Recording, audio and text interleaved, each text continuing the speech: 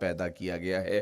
اس لیے قافلہ انسانی کے وہ افراد جو کسی منزل کے متلاشی ہوتے ہیں، جو جستجو کی زندگی بسر کر رہے ہوتے ہیں، ان کو پھر مشکلات سے گزرنا پڑتا ہے اور حالات کی تلخیاں ان کو گوارا کرنا پڑتا ہے، کشاکش حیات سے ان کو ٹکرانا پڑتا ہے، اور ان کو آگے بڑھنے کے لیے ان کو تکلیفوں سے گزر کر کے، جان گسل مراحل سے گزر کر کے پھر منزل کی طرف عازم سفر ہونا پڑتا ہے۔ کیا میں نے اس خاکدان سے کنارہ، جہاں رزق کا نام ہے آب و دانہ، پلٹنا جھپٹنا جھپٹ کر پلٹنا، لہو گرم رکھنے کا ہے ایک بہانہ، پرندوں کی دنیا کا درویش ہوں میں کہ شاہی بناتا نہیں آشیانہ۔ تو زندگی مشکل مراحل سے گزر جانے کا نام ہے۔ اقبال نے کہا تھا، ہے شباب اپنے لہو کی آگ میں جلنے کا نام۔ یہ زندگی آسان نہیں ہے، یہ حالات کی تلخیوں کا مقابلہ کرنے کا نام ہے، یہ ضبط نفس کا نام ہے، یہ اپنے من کی تربیت کا نام ہے۔ حضرت امام راضی آیت کریمہ کے تحت لکھتے ہیں کہ جب بچہ شکم مادر میں ہوتا ہے تو وہ 3 پردوں میں ہوتا ہے، ایک جھلی کا پردہ، ایک رحم مادر کا پردہ اور ایک پیٹ کا پردہ۔ تو 3 پردوں میں وہ بیچارہ بڑی عجیب سی حالت میں ہوتا ہے۔ یہ اس کا پہلا مرحلہ ہے تخلیق کے بعد۔ اس کے بعد پیدائش کا دوسرا مرحلہ ہے۔ یہ زچہ بچہ دونوں کے لیے موت و حیات کے مرحلے ہوتے ہیں۔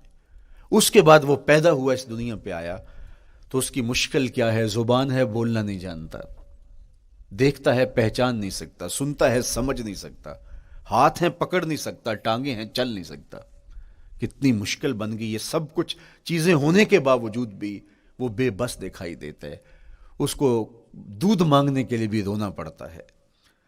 تو یہ ایک مرحلہ تھا۔ پھر آہستہ آہستہ اس نے بولنا سیکھا، ایک ایک حرف کر کے، لفظ لفظ جوڑ کے وہ جملے مکمل کرتا رہا۔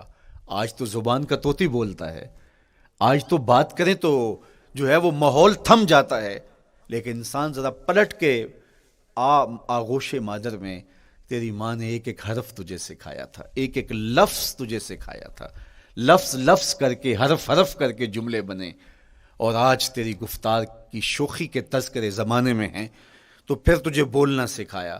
تو چل نہیں سکتا تھا، آج تیری جو ہے وہ جولانیاں دیکھنے والی ہیں، تیری رفتار کو کوئی چھو نہیں سکتا ہے، تیری آنکھوں کی بجلیاں آج عقابوں سے بڑھ کر ہیں، آج تیرے کانوں کے اندر نغموں کا جہاں آباد ہے، آج تیرے ہاتھوں کی گرفت کہ آگے شیر غراں بھی ہو تو وہ بھی بے بس ہو جاتا ہے، لیکن دیکھ تو کتنا مجبور تھا۔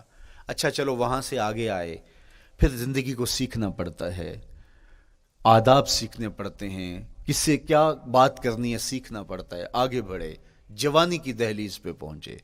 جوانی انسان کی زندگی کا باقپن ہوتا ہے، عروج ہوتا ہے، اللہ اکبر، لیکن جوانی کو تقدس معاب رکھ کے منزل تک پہنچانا یہ سب سے مشکل مرحلہ ہوتا ہے، چونکہ جذبات بے قابو ہیں، خواہشیں آوارہ ہیں، اور تا حد نظر نظارے ہی نظارے جو دل کو کھینچتے ہیں۔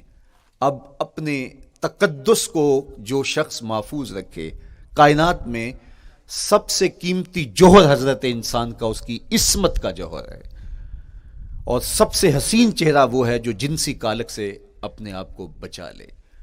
تو جوانی ہو، باقپن ہو، اور پھر اپنی خواہشات کو بے قابو نہ ہونے دیا جائے، سب سے مشکل مرحلہ پوری زندگی میں یہ آتا ہے۔ کسی نے کہا تھا، کتاب زیست کا ایک اور باب بیت گیا، شباب بیت گیا، ایک عذاب بیت گیا۔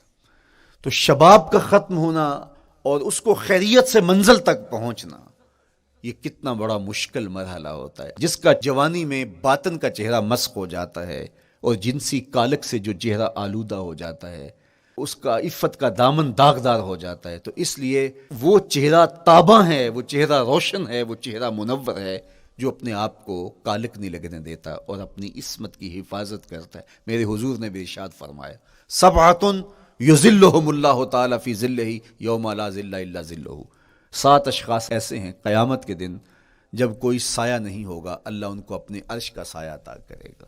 ان میں سے پہلا شخص امام عادل حکمران، دوسرا شخص وشاب نشأ فی عبادت اللہ، وہ جوان جس کی جوانی اللہ کی عبادت میں بسر ہوئی، تیسرا وہ شخص ورجل قلبہ